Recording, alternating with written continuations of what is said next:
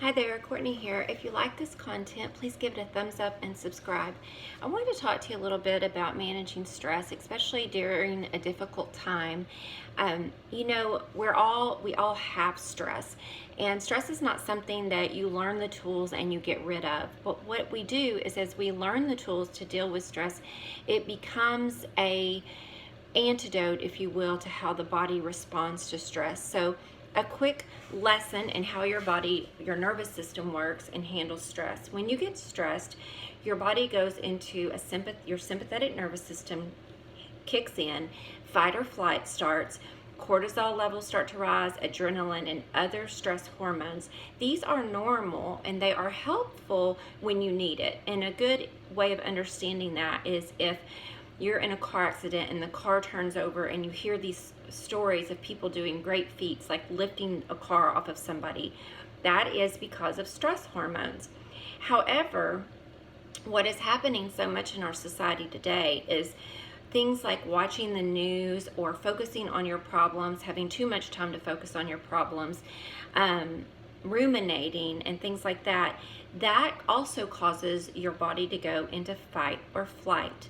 And when that happens, there's a physical response in your body. Your eyes dilate, you start breathing heavy.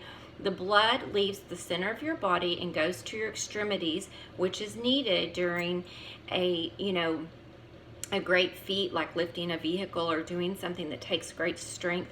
Your arteries begin to constrict to reduce any chance of bleeding, so that when your arteries constrict, as we know, if you already have plaque, that's not a good thing. So stress exacerbates problems in your body when it's done on the long term.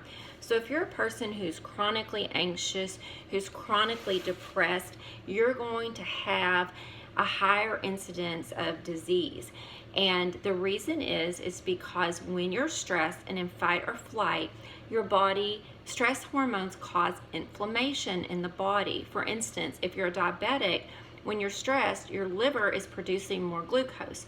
And so this causes more inflammation in the body. And the way that we tell if someone has inflammation is checking their inflammation markers in their blood. And people who are stressed or sick have more inflammation.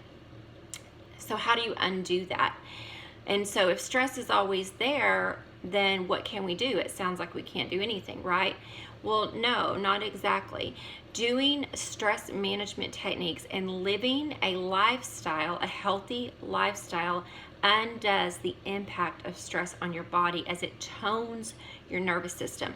So the way that you do that is fourfold, and then there are elements that you can do. You have to eat a healthy diet that doesn't cause a lot of inflammation. And these things are simple, but not easy to do. We know that we need to eat more fruits and vegetables. We know that beans and healthy grains, I personally don't eat gluten, and we know that gluten can cause inflammation. So whole grains like oatmeal are really good for you. But sometimes eating things like white flour, like white bread, processed foods, white sugars, those things cause more inflammation in your body.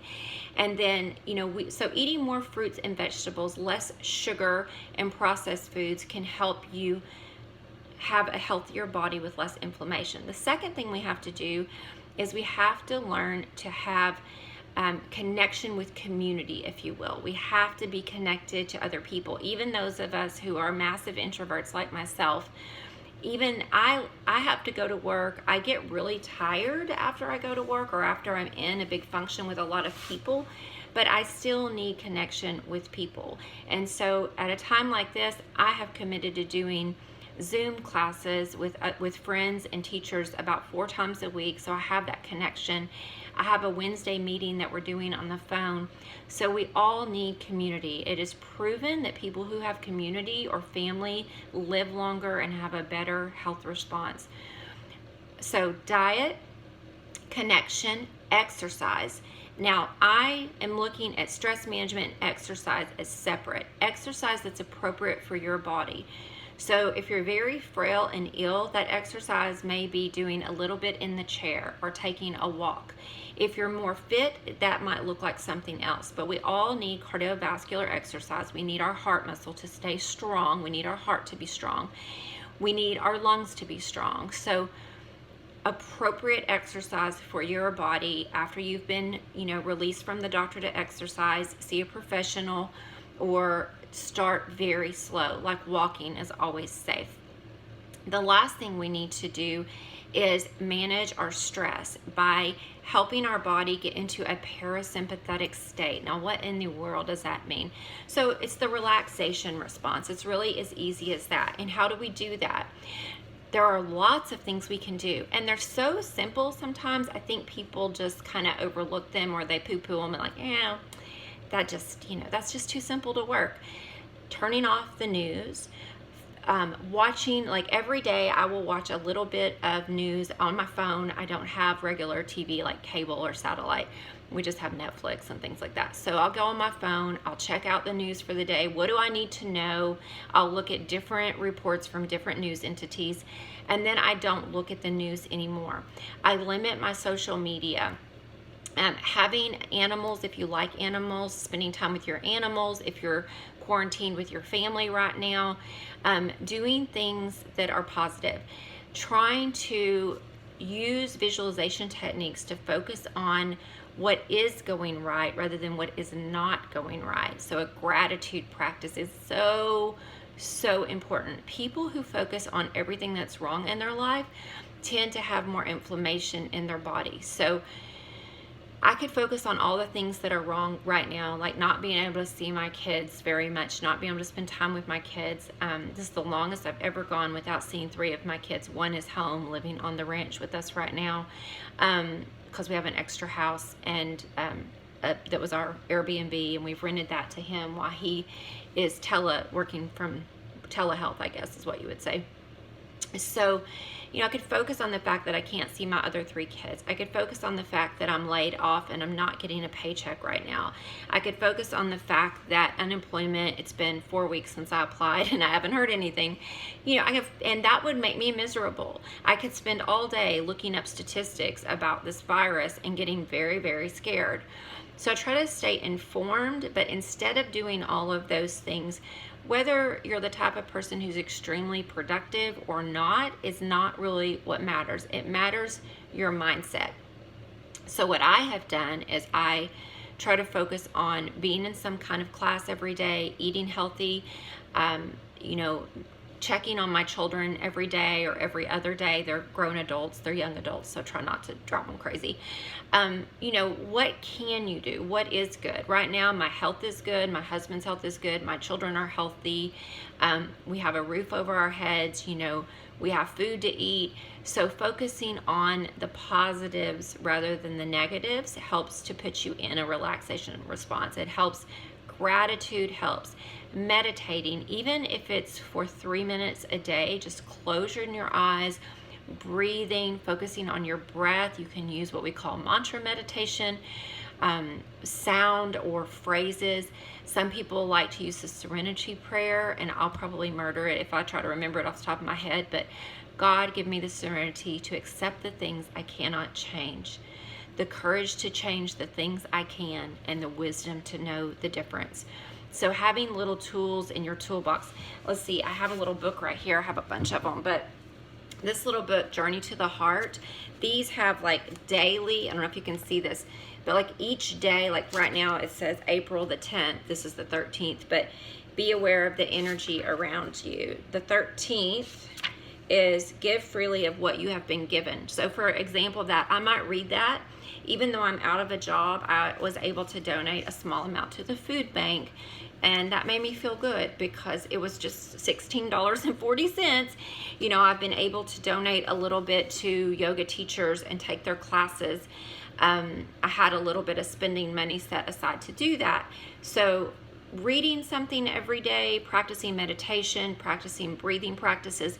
You guys, if you're watching this, you can probably go into your search engine like Google and pull up 3-minute meditation and do that every day.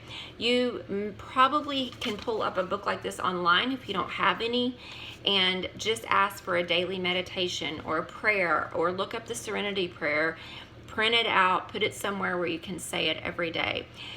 Gentle yoga helps move energy through the body and helps you get out that negative energy that manifests in your body, like neck pain and shoulder pain.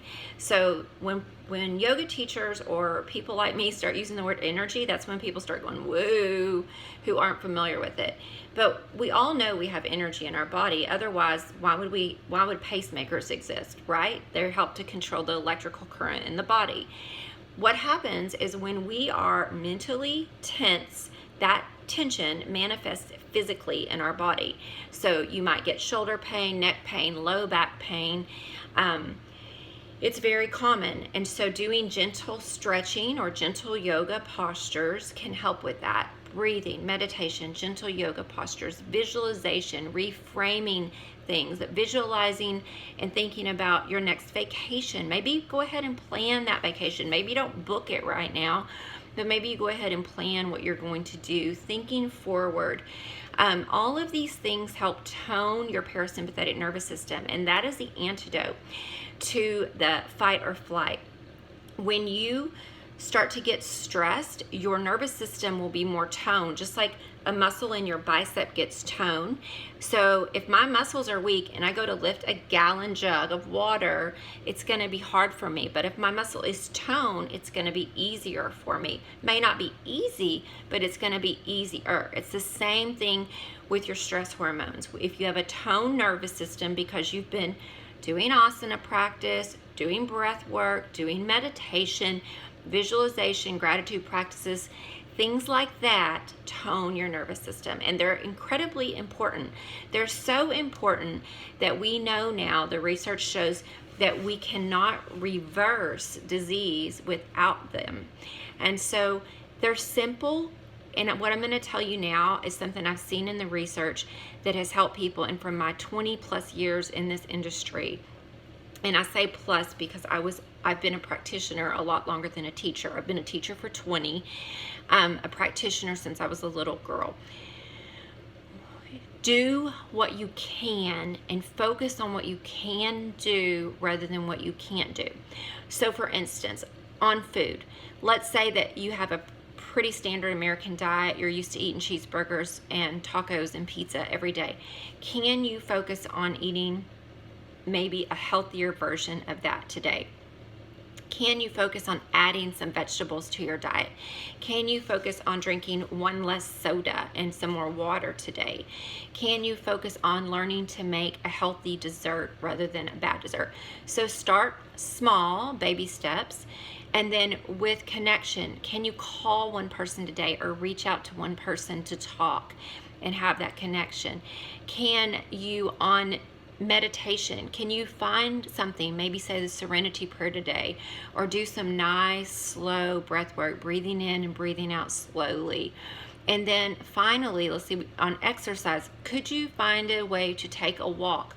Or maybe you just walk around your house or pull up a 5-minute or 10-minute video, walking video, or easy chair exercise class. So all of this together takes very little time. And if you do these baby steps, this is what I have seen where people have the biggest results. They focus on what they can do rather than what they can't do. If you sit around the house feeling sorry for yourself and not focusing on getting better, you're going to go deeper and spiral down. And so we all have to take personal responsibility for our own health and well-being. And once we own that, we become empowered to make those changes.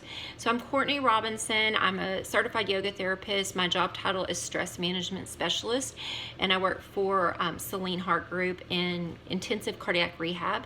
And so that's what I do for a living. And I appreciate you being here. If you like this content, again, please subscribe and give it a thumbs up. Thank you so much. Bye-bye.